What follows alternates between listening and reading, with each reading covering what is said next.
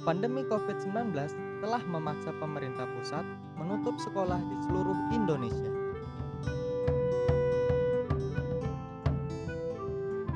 Sejak Maret 2020, jutaan pelajar dari tingkat pendidikan dasar sampai pendidikan tinggi harus belajar dari rumah.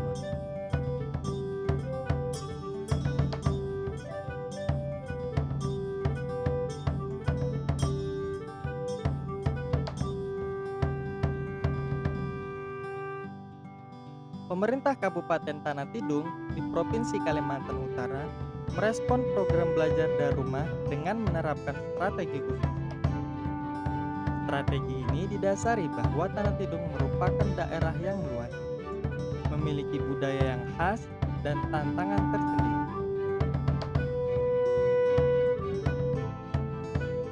Tanah Tidung memiliki bentang alam yang unik, terdiri dari wilayah pedesaan, hutan, perkebunan, dan pesisir. Kondisi ini membuat Tanah Tidung memiliki keterbatasan infrastruktur. Dengan luas wilayah hampir 2 kali Yogyakarta, belum semua daerah di Tanah Tidung memiliki akses listrik dan jaringan internet. Akibatnya, tidak semua guru, orang tua, dan siswa mampu menjalankan program belajar dari rumah menggunakan moda daring. Menjawab tantangan ini, Kabupaten Tanah Tidung di Provinsi Kalimantan Utara melakukan terobosan inovatif dengan menerapkan 5 strategi. 1. Pemetaan moda belajar. 2. Penyediaan bahan ajar yang kontekstual dan bermakna. 3. Pendampingan belajar. 4. Budaya baca. Dan 5. Monitoring dan evaluasi. Untuk menyediakan bahan ajar yang bermakna dan kontekstual, Tanah Tidung merancang lembar aktivitas siswa tersendiri. Konten lembar aktivitas siswa ini merujuk kepada kurikulum darurat atau kurikulum dalam kondisi khusus.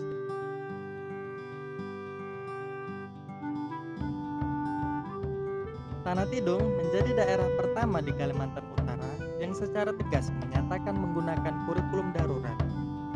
Kurikulum darurat berisi kompetensi dasar esensial dan prasyarat, sehingga siswa kami dapat fokus pada pendalaman kompetensi tersebut.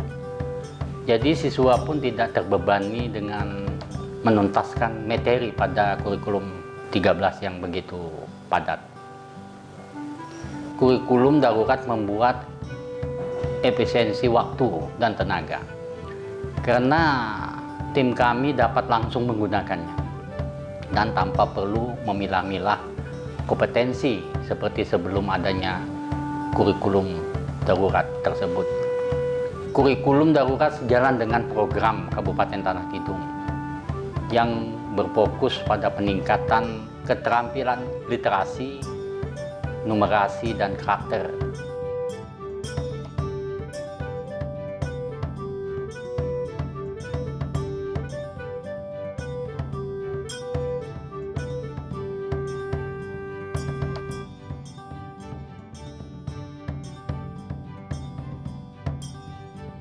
Cara kami melatih kurikulum kepada guru. Yang pertama, kami bekerja sama dengan program inovasi untuk anak sekolah Indonesia atau inovasi. Dan juga kami bekerja sama dengan Kemendikbud untuk melatih tim pengembang kurikulum di Kabupaten Tanah Tidung. Nah, tim ini dilatih untuk memahami dan mengadaptasi kurikulum darurat tersebut. Yang kedua, mengadaptasi modul belajar Kemendikbud dalam lembar aktivitas siswa atau LAS yang sudah dikerjakan Kabupaten Tanah Tidung sejak bulan Juni tahun 2020 yang lalu. Nah, selanjutnya yang ketiga, kami melatih semua guru dari tingkat sekolah dasar dan SMP untuk memodifikasi kurikulum darurat dan modul belajar ke dalam LAS. Nah, pelatihan ini kami lakukan melalui kelompok kerja guru atau KKG di tingkat sekolah dasar dan musyawarah guru mata pelajaran atau MGMP di tingkat SMP. Nah, pelatihan ini dan pendampingan kami lakukan maupun secara dalam jaringan maupun di luar jaringan. Nah, selanjutnya yang 4 juga materi LAS digunakan baik dalam belajar tatap muka maupun belajar dari rumah. Dan LAS yang dibuat guru menjadi salah satu syarat yang harus dilampirkan guru saat meminta persetujuan atau sasaran kinerja pegawai kepada Dinas Pendidikan. Yang kelima, kita pun membangun sistem pelaporan sekolah berbasis website untuk memonitoring perkembangan penggunaan kurikulum darurat tersebut.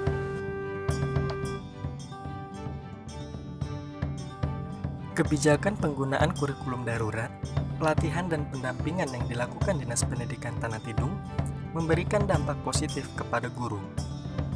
Guru menjadi lebih percaya diri mendesain lembar aktivitas siswa dan melakukan pendampingan belajar kepada siswa. Orang tua siswa juga memberikan respon positif hadirnya kurikulum darurat. Melalui lembar aktivitas siswa, orang tua bisa lebih terstruktur mendampingi anak belajar di rumah. Orang tua bisa kapan saja mendampingi anak belajar sesuai waktu yang dimiliki orang tua. Anak-anak lebih tenang belajar di rumah bersama orang tua karena mereka tidak sungkan-sungkan bertanya di saat mereka lagi kesusahan atau tidak mengerti pelajaran yang ada pada las-las yang dibagikan pada guru-guru dari sekolah.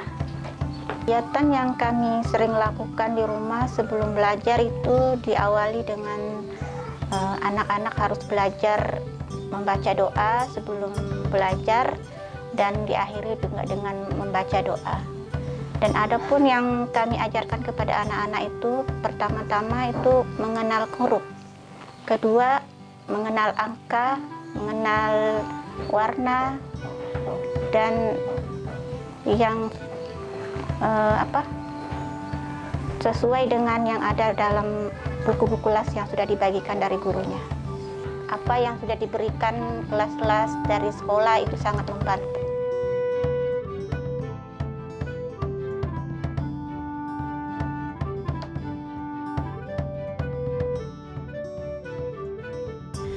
Manfaat penggunaan las bukan hanya dirasakan oleh guru, tentu kami juga merasa bahwa siswa sangat terbantu dengan adanya lembar aktivitas ini, di mana beban belajar siswa lebih ringan lagi untuk belajar di rumah.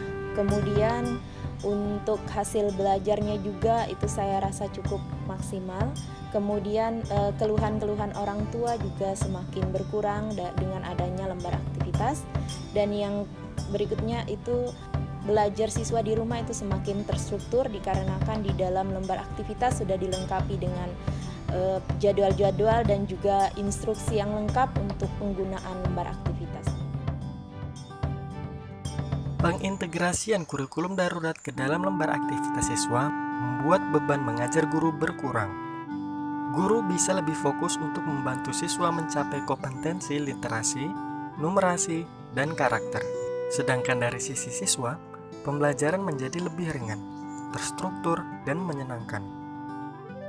Manfaat kurikulum darurat yang pertama itu adalah memudahkan guru untuk tidak menganalisis lagi manakah KD-KD yang esensial dan prasyarat di dalam kurikulum 2013, sehingga untuk mengembangkan bahan ajar tidak perlu lagi mencari mana KD-KD yang dibutuhkan oleh siswa selama belajar dari rumah karena sudah disiapkan oleh Kemendikbud.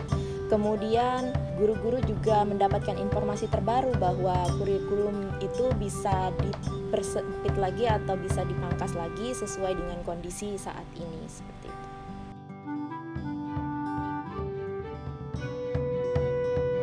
Kebijakan Kabupaten Tanah Tidung menggunakan kurikulum darurat membuat belajar dari rumah menjadi lebih ringan, terstruktur, dan bermakna. Hasilnya, peningkatan partisipasi belajar siswa meningkat drastis. Jika di Juni 2020 masih ada 12% siswa tidak berpartisipasi dalam pembelajaran karena berbagai hal, maka jumlah itu berkurang tajam menjadi 2% di Desember 2020.